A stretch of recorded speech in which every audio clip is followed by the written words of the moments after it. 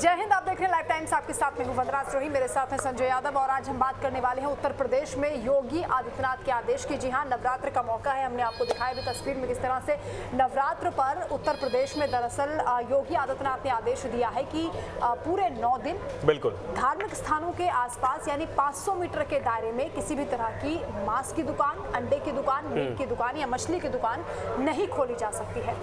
और इस फैसले को लेकर हालांकि कुछ लोग विरोध के सुर भी उठा रहे हैं, लेकिन देवकीनंदन ठाकुर ने तो बहुत बड़ा बयान दे दिया, उस पर भी हम चर्चा करेंगे। लेकिन शुरुआत इसी से करते हैं कि धार्मिक स्थलों को लेकर जो ये आदेश दिया गया है, हिंदू संगठनों की ओर से भी कहा जा रहा है कि वो खुद इसकी निगरानी कर रहे हैं, मॉनिटरिंग कर रहे हैं और दुकानों को बंद भी करा रहे हैं। जो लोग दुकानें बंद नहीं कर रहे हैं उनके खिलाफ कार्रवाई भी की जा रही है और लाइसेंस भी रद्द करने की बात कही। बिल्कुल सही आपने कहा वंदना। और कल परसों आपने देखा था कि विश्व हिंदू परिषद और बजरंग दल के कार्यकर्ता भी कई जगहों पर गए थे। लेकिन आपको बता दें कि जो प्रशासनिक आदेश है उसकी कॉपी इस वक्त हमारे साथ मौजूद है हमारे पास। ये कैमरे पे हो सकता है पूरे दिखे ना, लेकिन आपको बता दें कि ये जो पीछे नवरात्रि 9 दुर्गे की पूजा की जा रही है, मुख्यमंत्री योगी आदित्यनाथ की तस्वीरें हैं।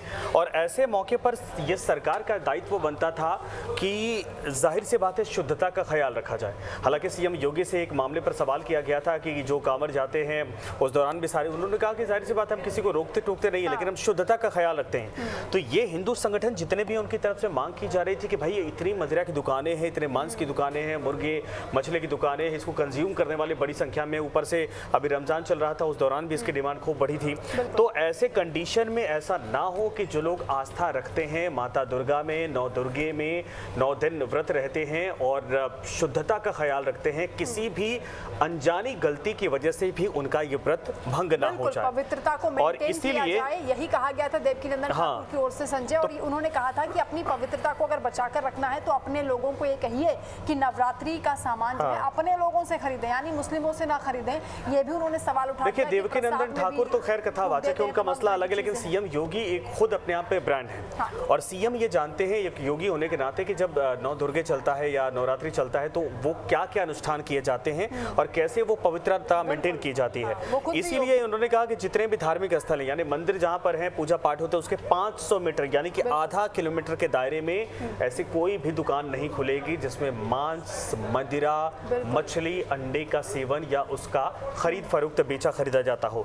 और ये कदम बहुत जरूरी था, जिसके बाद बम्पर तरीके से कहा जाए कि पूरे यूपी में लोग इसका स्वागत कर रहे हैं और कह रहे हैं कि ये तो सरकार का बहुत स्वागत योग्य कदम है। बिल्कुल। और आपको याद होगा कि श्री कृष्ण जन्मभूमि संघर्ष न्यास के जो पक्षकार हैं दिनेश फलाहारी, उन्होंने भी मुख्यमंत्री योगी आदित्यनाथ को खून से चिट्ठी लिखी थी होली के दौरान और अब फिर से चिट्ठी लिखी नवरात्रि के दौरान और ये कहा है कि मुस्लिमों को इस त्योहार से दूर रखा जाए।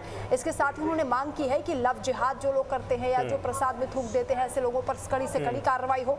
इसके साथ ही उन्होंने ये भी कहा है कि इस नवरात्रि के मौके पर ये जो पहल की जा रही है योगी सरकार की ओर से उसकी उन्होंने तारीफ भी की है। और मध्य प्रदेश का भी जिक्र करना जरूरी हो जाता है क्योंकि सवाल उठाया गया था कांग्रेस के नेताओं की ओर से कि अगर आप मांस की दुकानों को बंद कर रहे हैं, मीट की दुकानों को बंद कर रहे हैं तो आप शराब की दुकानों को बंद क्यों नहीं कर रहे हैं। तो मध्य प्रदेश में 19 ऐसे शहर हैं जो कि धार्मिक शहर हैं और वहाँ पर दूर दूर से लोग आते हैं अपनी आस्था लेकर, तो वहाँ शराब पर पूरी तरह से प्रतिबंध लगा दिया गया है और मध्य प्रदेश सरकार इसे अपना ऐतिहासिक कदम बता रही है। देखिए एमपी में कल सीएम ने बकायदा उन नामों का जिक्र किया जहां जहां पूजा पाठ होता है, ऐतिहासिक शहर है। लेकिन आप देखिए कि पिछले साल या पिछले 5-7 साल का अगर इतिहास आप देखेंगे, अप्रैल में 2 खास दिन पड़ते हैं। एक तो नवरात्र आता है, इसके अलावा 6 अप्रैल को रामनवमी है, साथ में 12 अप्रैल को आपको बता दें कि हनुमान जयंती है। हनुमान जयंती बुद्ध पूर्णिमा भी है। हनुमान जयंती के दिन पिछली बार देखा होगा पूरे देश में अलग अलग जगहों से जो तस्वीरें आई थी, कहीं ऐसा ना हो कि इसकी वजह से हालात फिर से खराब हो जाएं। सरकार की ये कोशिश है, चाहे वो एमपी की हो, चाहे यूपी की हो, चाहे राजस्थान की। मुझे लगता है देश चूंकि बहुत बड़ा है, बहुत अलग अलग राज्य हैं, यहाँ पर भी हालांकि एक तरह से सरकार की मंशा होती है, दिल्ली में भी इस बात को लागू करने की तैयारी की जा रही है। इसके अलावा 6 अप्रैल रामनवमी बड़ा दिन है, भगवान राम को लेकर एक तरह से जिनकी आस्था है वो चाहते हैं कि भाई इसकी पवित्रता बनी रहे।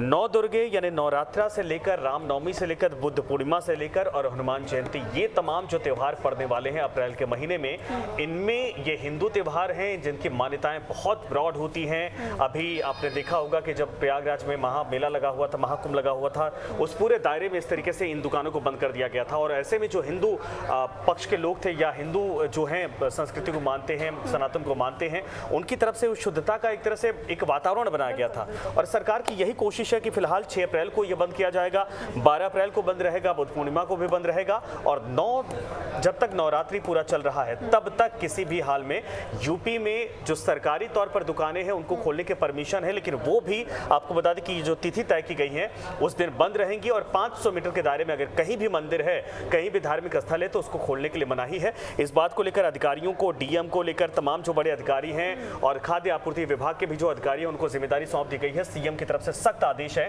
कि इस आदेश का पालन होना चाहिए ताकि जो हमारे त्योहार हैं उनको हम शुद्धता के साथ, पूरे आत्मीय सम्मान के साथ इसको मना सके। बिल्कुल, और इसकी बड़ी वजह भी है क्योंकि मुख्यमंत्री योगी आदित्यनाथ के पास तमाम ऐसी चिट्ठियां आती हैं, तमाम ऐसी शिकायतें आती हैं जिसमें पवित्रता भंग करने के आरोप लगते हैं, और इसको लेकर मुख्यमंत्री बेहद सजग हैं, इस बार बेहद सतर्क हैं, और इसीलिए अधिकारियों को निर्देशित किया है कि जो लोग इस निर्देश का पालन नहीं कर रहे हैं उनके खिलाफ दंडात्मक कार्रवाई की जाए, उनके लाइसेंस रद्द किए जाए, दुकानों को पूरी तरह से बंद किया जाए, और 500 मीटर का जो दायरा है वहाँ बिल्कुल भी मीट की दुकानें नहीं खोली जा सकती। इसके साथ ही मुख्यमंत्री ने रामनवमी के दौरान और चैत्र नवरात्रि के दौरान रामचरितमानस का अखंड पाठ करने के लिए भी कहा है।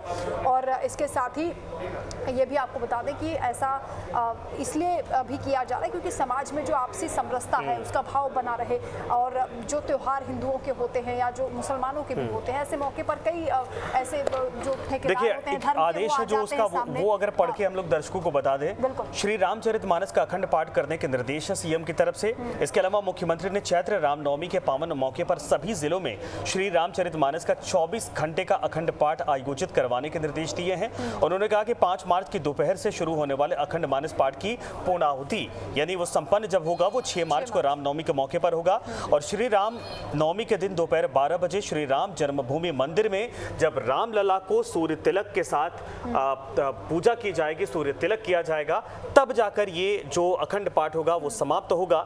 उसके बाद पूरे देश में रामनवमी का त्योहार मनाया जाएगा। एक महत्वपूर्ण बात अपने दर्शकों को हम बता देते हैं, खासतौर से जो राम भक्त हैं, कि जो सूर्य तिलक की बात आपने की है वो इसके बाद रेगुलर हो जाएगी, यानी हर रोज सूर्य तिलक किया जाएगा, ये किया गया है घोषणा। और इसके साथ ही आपको बता दें कि ऐसे बहुत सी जगह हैं जहां पर हिंदू मुस्लिम एकता, समरसता और जो आपसी सद्भाव है उसकी भावना को बरकरार रखने के लिए लोग अभी भी बढ़ चढ़ कर हिस्सा लेते हैं। अभी मैं एक खबर अभी देख रही थी, महाराष्ट्र के नांदेड़ में एक जगह है जहां पर जो मुस्लिम महिलाएं हैं वो हिंदुओं के त्योहार में उनके घर जाती हैं, मिठाइयाँ बांटती हैं, और अभी कई ऐसे हिंदू भी हैं जो कि रमज़ान के दौरान उन्होंने रोज़ा रखा और आपस में वो सेवियाँ भी खाते हैं, वो गुजिया भी खाते हैं, जैसे कि हमने देखा था संभल के सीओ की ओर से जो कहा गया था। इस पर सियासत तो खूब होती है, लेकिन आपसी सामंजस्य को बनाए रखने के लिए त्योहारों के देखिए शुद्धता का अगर वो ख्याल रखेंगे तो जाहिर सी बात है कि सरकार की तरफ से कोई आपत्ति नहीं होगी। अब अच्छा, ये सब करने का कारण भी क्या? देखिए मांस मदिरा की दुकानें तो जाहिर सी बात है कि सनातनी परंपरा के आधार पर त्योहारों में कोई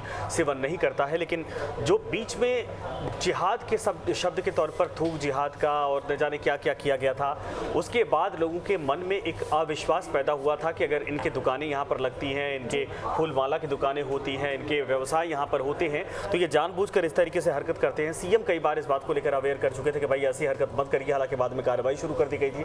लेकिन ये ज़रूर है कि जो हिंदू संगठन हैं, जो पुजारी हमारे हैं, जो संत समाज के लोग हैं, उनकी तरफ से कहा जा रहा है कि हमें हमारी पवित्रता को भंग करने की जानबूझकर ये कोशिश की जाती है। ऐसे में ये आदेश, इसका स्वागत होना चाहिए। सरकार ये कोशिश करे कि इस दौरान इनकी तरफ से व्यवसाय, जैसा आपने देवकी नंदन ठाकुर ने कहा, कोई व्यावसायिक गतिविधि ना किया जाए। हालांकि ये देखिए एक व्यवहारिक तौर पर ये मानने वाली बातें होती हैं, अगर जैसा आपने कहा कि वो समरसता की भावना अगर पैदा करते हैं, अगर करें और शुद्ध मन से करें तो उनका स्वागत है। हमने देखा शुद्ध मन से करें तो स्वागत है। अगर वो किसी तरीके से थूक जिहाद करने की कोशिश करेंगे तो फिर मुझे लगता है कि सरकार और जो संगठन है कार्रवाई होनी चाहिए ऐसे लोगों पर। मुझे लगता है कि जो मस्जिदों के इमाम होते हैं, जो धार्मिक संगठनों के गुरु होते हैं, धर्म गुरु होते हैं, जो ठेकेदार अपने आप को समाज का बताते हैं, उन्हें भी लोगों से अपील करनी चाहिए। और अगर ऐसे लोग उनके समाज में हैं जो इस तरह की अवैमनस्यता को बढ़ा रहे हैं, उनके खिलाफ कार्रवाई उनको खुद करनी चाहिए, अपने समाज से उनको बेदखल कर देना चाहिए, ताकि जो पूरा समाज एक तरीके से उनकी इमेज खराब होती है, बदनाम होता है वो। मैं तो सवाल ये खड़ा करता हूँ कि भाई हर बात पे आप फतवा जारी करते हैं। सलमान खान ने घड़ी ये पहन ली, रामनामी, तो आपने फतवा जारी कर दिया। जो लोग थूक जिहाद फैलाते हैं, जो लोग चीजों को अपवित्र करते हैं, उनके खिलाफ ये इमाम मौलाना कहाँ क्यों नहीं बोलते हैं? तो इसीलिए सरकार की तरफ से कोशिश है कि भाई शुद्धता को लेकर इन पे भरोसा नहीं होता है। आपका स्वागत है, आप हमारा सम्मान करिए, लेकिन हमारे धार्मिक त्योहारों में किसी तरीके से उपद्रव मचाने की कोशिश की व्यवधान डालने की कोशिश की तो पुलिस आपके लिए तैयार है। बिल्कुल, योगी सरकार ने तय कर लिया है कि पूरे नवरात्रि के दौरान 500 मीटर का जो दायरा धार्मिक स्थानों का है वहां पर किसी भी तरह की मीट मछली नहीं बेची जाएगी, अंडे की दुकानें भी बंद रहेंगी। इस फैसले को लेकर आप क्या सोचते हैं, कमेंट करके हमें जरूर बताएं। फिलहाल के लिए इतना ही। आप देखते रहिए लाइव टाइम्स। धन्यवाद।